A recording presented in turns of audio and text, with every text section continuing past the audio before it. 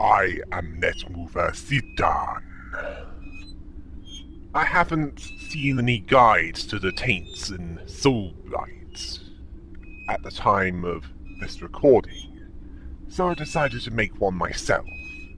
In this video, I shall cover the Taints in the first Taint room. After the first 2 deaths, the other paths will open up and reveal the first 4 taints to choose from. Prying, gluttony, cowardly, and reckless. The white path is the only path where no taints are acquired. It can be done, but other than special equipment and transmuting gear, synergy, as the white arrow is pointing at, won't be going up that much. Let us start with prying. This is the first taint that I tried, although it's not that useful early on.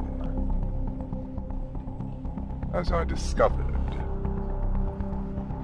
it gives a passive boost, yes, but it's dependent on the amount of punch cards handed to Quora in the camp, which needs to be delivered via the storage chest before dying.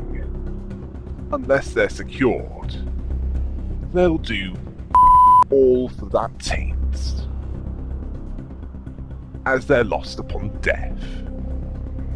It isn't just found in chests, it can also be bought from Cecil, so it's best to put some valuable loot to trade for it. Greedy. Or even given to you for free by one of the other NPCs. Punch cards also give lore, so for those interested in it, collect it for that reason as well. It also increases item drop rate in the chests, so if it's not that good for increasing synergy, get prying for that reason. At least one of those items might be useful.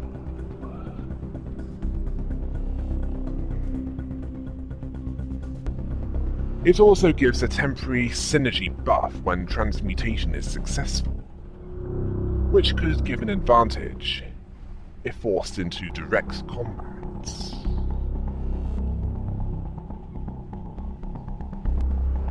Now we move on to the next one, which to some is considered a sin.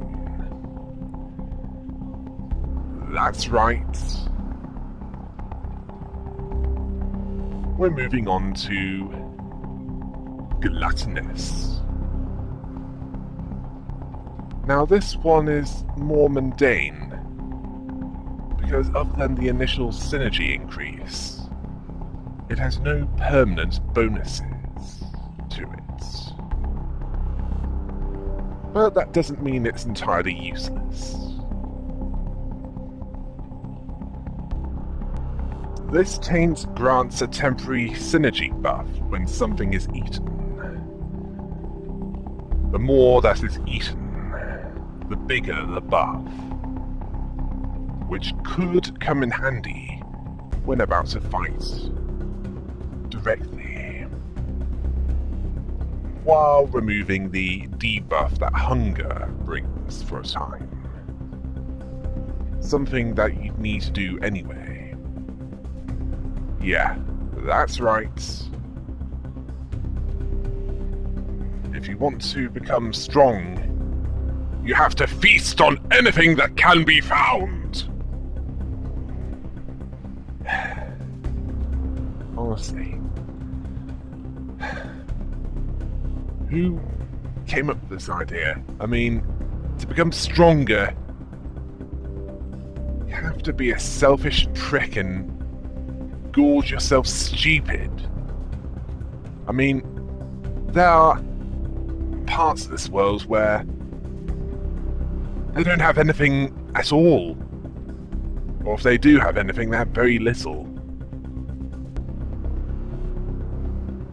There's also the added bonus that it makes you immune to food poisoning. So you can eat anything no matter how bad, and you won't get that temporary debuff. Don't worry, nothing's going to be bursting out of your stomach, even though it might feel like it. Oops. Sorry. I couldn't help referring to that. And I shouldn't have been making that joke, as I speak from personal experience. Now we move on to the taints for the assassin/ninja type. Yeah, that's right. It's time to move on to cowardly. Yeah, time to be a spineless coward and break some necks when they can't see you coming.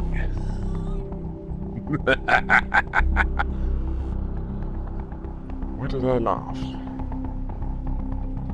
This rewards the stealth kill. The increase when it's done successfully is not by a lot, but it adds up over time. Although it requires slower progress through the areas, as it requires sneaking behind an enemy. Although it does mean a slower risk of dying because, well, although it does mean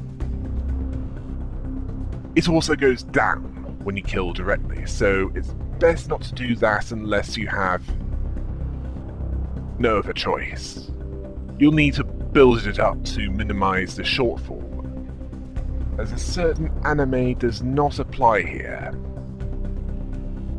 And why did I mention that? Don't worry, I'm not going to... Oh, let's just get on with this. Finally, the exact opposites. Want to go with the enemy like a Viking berserker? Then head to Stamford Bridge and choose Reckless. This one encourages direct combat. The only sneaking around you'll be doing is getting close enough to the enemy to... Let's move on. On top of granting a synergy boost for each injury that you'll inevitably be getting at some point, let's be honest. It also has a temporary battle cry buff when fighting more than one foe. So get in the thick of it and bash their brains in like you're an ultra-violent Spartan demigod!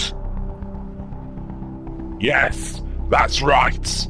This taint encourages you to get into the character of an psychotic blood knight. One who revels in battle. One who will show no mercy. And will not resort to cowardly tactics such as stabbing in the back or breaking their neck from behind. No! This is for warriors! Okay, I got a bit too much into character that time. Oh, and I also missed something in the cowardly taint part of this. You also get a synergy boost for sparing an enemy. But it's not as strong as assassinating them.